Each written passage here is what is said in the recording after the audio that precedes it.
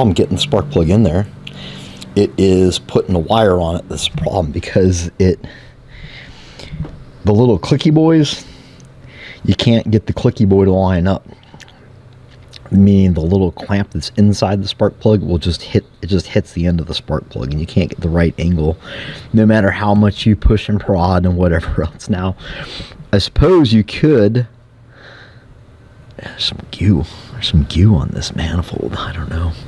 Anyway, I suppose you could do like maybe a 90 here or something, but I just don't want to play silly games. I'd rather just fix it.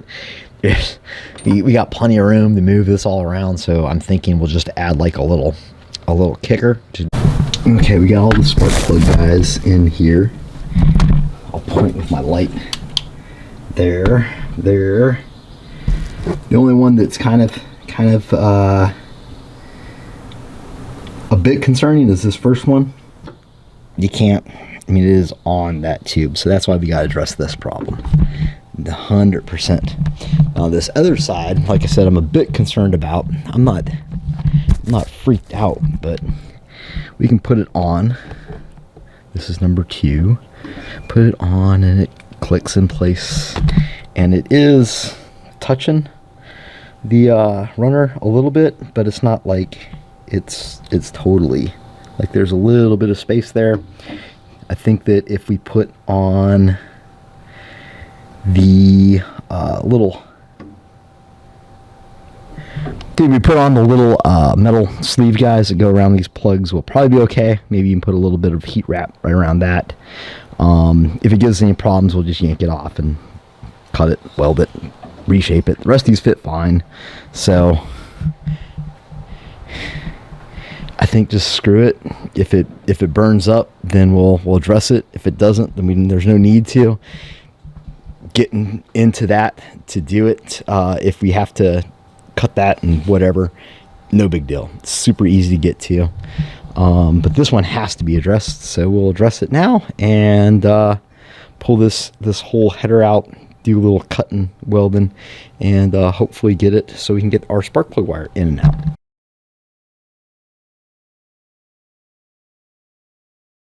There we go, maybe. So this guy here, it just goes like that. It took a little, I had to squeeze just a little bit to get the pump in there, but I mean, really not a whole lot. That's about all there is to it. So this guy goes, you guys see down in there maybe? So there's like a clear basket that this sits in. I'll see if I can, it's not clear, it's like kind of opaque, plasticky yellow, but anyway, that just sits down in there. The return kind of squirts fuel into that little inner bucket. It's like a little tiny mini bucket inside a bucket. So think of the fuel tank as a bucket, and the little guy inside, like a little bucket, this thing sits in there. Great. And I just noticed that I ripped the damn wire off shoving it through. Damn it. So I'm gonna have to resolder that guy on if we want to know the gas level. I'm glad I caught that, because that would have had me ripping my hair out. Anyway, that this thing right here just fits around this guy right here, and then this goes over the whole assembly and like tightens it down, and that's how you get the fuel hat sealed. These guys available new still from Volvo, so I ordered one of those. So I'm gonna pull this back out, fix the fuel gauge sender guy, and yeah, I'll probably label these wires real quick too. All right, just for y'all's edification out there, this was no joke, man. This was serious business. So lube it up real well, and then what you're gonna have to do is just kind of walk it in. You have to have this guy flush fitting like this. I don't even think this is all that great, but this is about as best as I can get this guy. And what happened was, like, this outer lip on this sill is getting stuck in between the plastic and the cap, and it's pushing out. So what I had to do is kind of go in and not use the sharp edge, but using the blunt edge, kind of push it in to get it to go. So I think we got it. We're gonna go ahead and snug it down, but if you get it like just part of the way and it's sitting with this this pronounced ridge out, and you think you're gonna put the cap on and screw it down and knock it into place. No, you're not. I'm covered in sweat, and I can assure you that's not gonna happen. So that's what you're gonna need to do. And that pretty well straightforward. We got the fuel tank back in the car. You see, it's right there. Boom. She's a big boy. I mean, she takes up this whole well over here, and part of the tunnel. You guys see that, like a little plastic in the middle. So it is up, bolted in. The only thing I did that was noteworthy, or look at Mike thought ahead, I don't know if you can see that or not, but I just put some fuel line on the end of the barbs that came out of the basket. That way it'll be easy to tie in to what we're running. What we're running is really simple. It's just I'm using the Monkey Fab, just the regular AN hose. -6. Yeah, just happened to think. I'm like, I'm doing mental math is going on here. You guys know what ANs are? I didn't know until I was like, I think 40. And I was sitting there and somebody was like, you do know the ANs are just 16ths. And I was like, huh? And he's like, yeah, like 8 AN is 8/16. So that's where you get those numbers from, which is a 1/2 inch. So then you got to do the math in your head to be real quick. But yeah, I'm going to use 6 AN there and 6 AN back just because it's easy. It's plenty. We have the one fuel pump. It is flex fuel. The hose is supposed to be flex fuel safe. I don't advertise it that way, but I figured let's give it a go and see how it does with this. So we got the good fuel pump in there. Everything went well. Getting it back together for the most part. Near tragedy, but tragedy was averted, I do believe. We'll find out. We'll see if the car blows up as soon as we start it. So our exhaust is in. Yeah, the fuel tank is in, and then we can run our lines, which should be pretty easy because there's just going to be one solid line there, one solid line back other than the ends.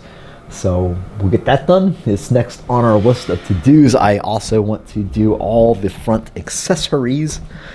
The accessories, Mike. So in this box is our water pump, brand new. It is off a van, I believe, either a van or a Yukon, but I got it. It's a truck spacing, but with the little dilly going boop at a 45 instead of straight up, because we have to clear the intake. This guy way up there, can't see it. That guy, it's much lower on this. It's not like a truck, so that will give us what we need. Truck, obviously the same Yukon, whatever. Water hose. We got the return guy from the pump to the radiator. We got, like I said, these little dilly bobbers that will go in the end of the fuel line. Although I was like, Mike, why don't you have these a Monkey Fab? Because these were crazy expensive. So I just added them to the lineup, so they should be in. But yeah, you got like a -6 to a 3/8 inch barb, thermostat, all the little goodies. Everybody likes going through boxes. This guy here is, I'll just show you the picture because it'll be much easier than delving out with everything. So this is our front accessory drive, and what we get is this. So we'll have to mount this guy, see if we have everything we need to get it in place. And I believe our kit has all of this stuff. So we get the alternator. It actually even has the Holley adapter with the resistor in it, so it can plug into your LS swap, which I thought was pretty nice. I believe the reservoir or the pump has an AN6 out the back, which will make that super awesome if that's the case. If not, we'll just work through it. Yeah, and I think this guy, and if we don't have that guy, then I have this guy.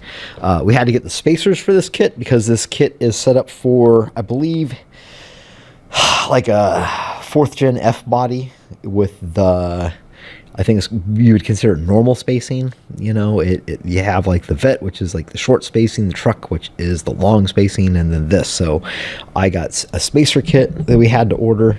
That spaces these guys off to line up with the truck pulley that we have there. Then we also have our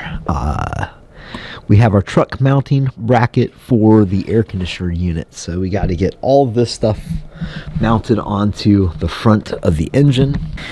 That way we can see if everything, the fuel lines are run right, make sure that the harness, we run the harness the correct way. I need to hang the radiator. I have the condenser. I have the whole air conditioning system. So we need to start hanging those parts, laying it out, figuring out what holes on the firewall need to be sealed off and what we need to make adapters from, usually like big holes to like normal size holes, and then put a grommet, blah, blah. So lots to do with making everything kind of lay the way it's supposed to in the vehicle. Once that's done, then it'll be super easy. Then it's just rip everything apart if need be and bolt it back together. Happy. Made a lot of progress Christmas weekend. Since we kind of got Friday, I kind of got a 3-day out of the deal and was able to wrap up the exhaust and get the fuel system starting on the fuel system, get it back in there, free up a little more room in the shop, and we can get all those accessories on. Super excited about that. This is going to be so fun.